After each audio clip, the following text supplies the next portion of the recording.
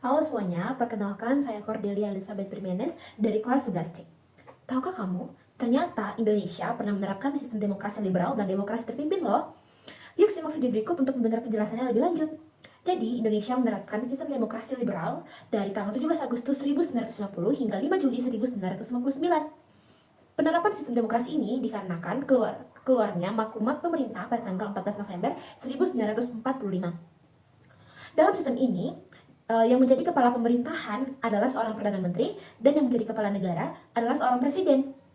Yang awalnya dari kabinet presidensial itu menjadi kabinet parlementer dipimpin oleh Perdana Menteri. Seusai agresi militer Belanda kedua pada tanggal 19 Desember 1945, terbentuklah Negara Republik Indonesia Serikat yang menerapkan sistem politik demokrasi liberal. Kedaulatan rakyat diserahkan kepada sistem multipartai, sehingga pada saat itu muncul banyak sekali partai. Hasilnya, suara rakyat terpecah-pecah ke dalam banyak sekali partai.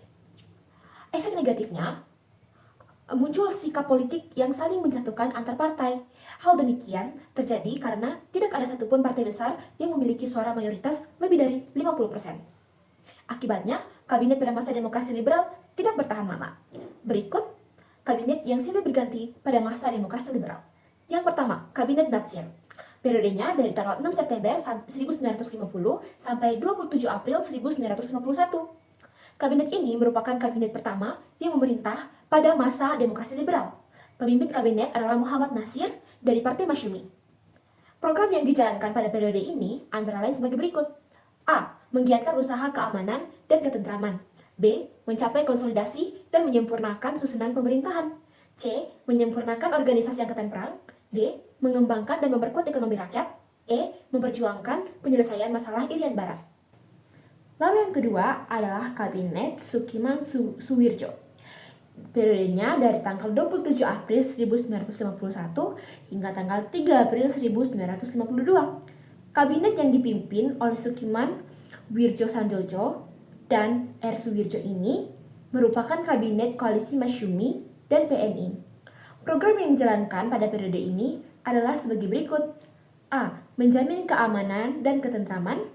B. Mengusahakan kemakmuran rakyat dan memperbarui hukum agraria agar sesuai dengan kepentingan petani. C. Mempercepat persiapan pemilihan umum. Dan D. Menjalankan politik luar negeri secara bebas aktif serta memasukkan Irian Barat ke dalam wilayah RI secepatnya. Lalu kabinet yang ketiga adalah Kabinet Wilopo. Periodenya dari tanggal 3 April 1952 hingga 30 Juli 1953. Kabinet ini merintis sistem Zaken Kabinet, yaitu kabinet yang terdiri dari para ahli pada bidangnya masing-masing. Program yang dijalankan pada periode ini ada dua, yaitu yang pertama, program dalam negeri, menyelenggarakan pemilihan umum, baik itu konstituante, DPR, dan DPRD. Lalu meningkatkan kemakmuran rakyat, meningkatkan pendidikan rakyat, dan pemulihan keamanan. Lalu yang kedua adalah program luar negeri, penyelesaian masalah hubungan Indonesia dan Belanda, pengembalian Irian Barat ke pangkuan Indonesia, serta menjalankan politik luar negeri yang bebas aktif. Kabinet yang keempat adalah Kabinet Ali Sastroamidjojo, yaitu periodenya dari tanggal 30 Juli 1953 hingga 12 Agustus 1955. Kabinet ini disebut juga Kabinet Ali Sastroamidjojo Wongsonegoro Zainul Arifin. Nah, karena pemilu pertama kali diadakan pada tahun 1955, maka kabinet ini merupakan kabinet terakhir sebelum diadakannya pemilu.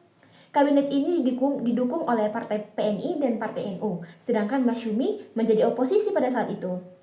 Lalu pada tahun terakhir, kabinet ini memimpin, yaitu pada tahun 1955, diselenggarakannya juga Konferensi Asia Afrika pada bulan April 1955. Yang kelima adalah Kabinet Burhanuddin Harahap. Periodenya dari tanggal 12 Agustus 1955 hingga 24 Maret 1956. Pada masa pemerintahan kabinet ini, untuk pertama kalinya, pemilihan umum yang demokratis berhasil dilaksanakan. Pada tanggal 29 September 1955, dilaksanakan pemilihan DPR dan tanggal 15 Desember 1955 diadakan pemilihan anggota konstituante.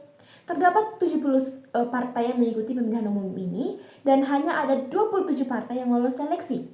Dan pemilihan umum ini menghasilkan 4 partai dengan suara terbanyak, yaitu NU, PNI, Masyumi, dan PKI.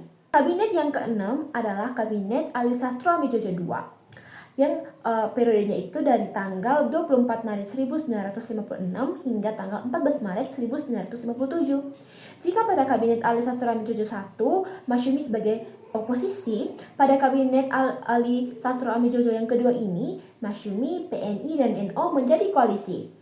Nah, kabinet ini membentuk perancangan pembangunan 5 tahun, yaitu pembangunan jangka panjang. Yang pertama adalah perjuangan pengembalian Irian Barat. Yang kedua adalah pembentukan daerah-daerah otonom dan mempercepat terbentuknya anggota-anggota DPRD. Yang ketiga adalah mengusahakan perbaikan nasib kaum buruh dan nasib pegawai. Dan yang keempat adalah menyehatkan perimbangan keuangan negara. Dan yang kelima adalah mewujudkan perubahan ekonomi kolonial menjadi ekonomi nasional berdasarkan kepentingan rakyat. Yang ketujuh adalah Kabinet Juanda. Periodenya dari tanggal 9 April 1957 hingga 10 Juli 1959. Kabinet ini disebut juga Zakon Kabinet karena diisi oleh para ahli pada bidangnya.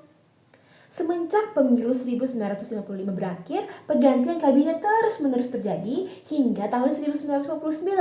Dikarenakan pada tahun 1959 dikeluarkannya dekret presiden. Latar belakang dikeluarkannya dekret presiden ini karena Badan Konstituante gagal untuk menetapkan Undang-Undang Dasar baru sebagai pengganti dari Undang-Undang Dasar sementara tahun 1990. Oleh sebab itu, dekret presiden menetapkan kembali Undang-Undang Dasar Negara Republik Indonesia tahun 1945 sebagai konstitusi.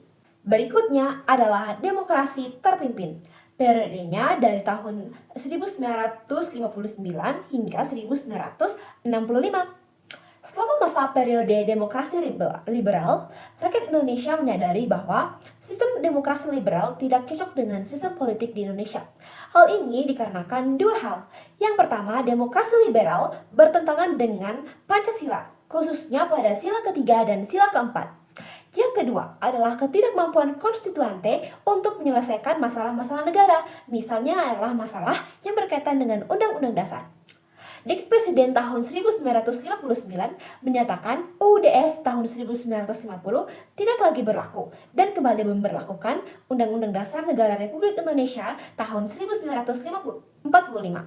Dekret Presiden memuat ketentuan pokok sebagai berikut. Yang pertama, menetapkan pembubaran konstituante. Yang kedua, menetapkan bahwa Undang-Undang Dasar Negara Republik Indonesia tahun 1945 berlaku kembali bagi segenap bangsa Indonesia. Yang ketiga adalah membentuk Majelis Pemusyawaratan Rakyat Sementara atau MPRS dan Dewan Pertimbangan Agung Sementara atau DPAS. Berikut praktik sistem politik demokrasi terpimpin yang berpusat pada Presiden. 1. Menurut Undang-Undang Dasar Negara Republik Indonesia tahun 1945, kewenangan Presiden berada di bawah naungan MPR. Namun pada kenyataannya, MPR malah tunduk pada Presiden. Yang kedua, pada tahun 1960, DPR hasil pemilu dibubarkan oleh Presiden dan digantikan dengan Dewan Perwakilan Rakyat Gotong Royong atau DPRGR, di mana anggotanya diambil dari partai-partai besar seperti PNI, NU, dan PKI. Yang ketiga, pengangkatan Presiden Soekarno sebagai Presiden seumur hidup pada sidang umum MPRS tahun 1963. Dan yang keempat, usulan prinsip Nasakom untuk melanggengkan kedudukan Presiden dalam kedudukan sebagai pemimpin besar revolusi. Masuknya pengaruh PKI dalam konsep Nasakom memberi peluang kepada PKI untuk memperluas dan mengembangkan kekuasaan mereka. Puncaknya adalah pada bulan September, tepatnya pada 30 September tahun 1965. Terjadi insiden yang biasa disebut dengan G30 SPKI, di mana kejadian mengerikan terjadi, yaitu TNI Angkatan Darat dibunuh di Lubang Buaya. Ada sekitar 7 TNI yang dibunuh. Peristiwa itu membuat munculnya gerakan agar Soekarno segera mundur dari jabatannya. Majen Soeharto kemudian mengambil alih kepemimpinan Republik Indonesia pada tahun 1966 dan dimulailah era Orde Baru.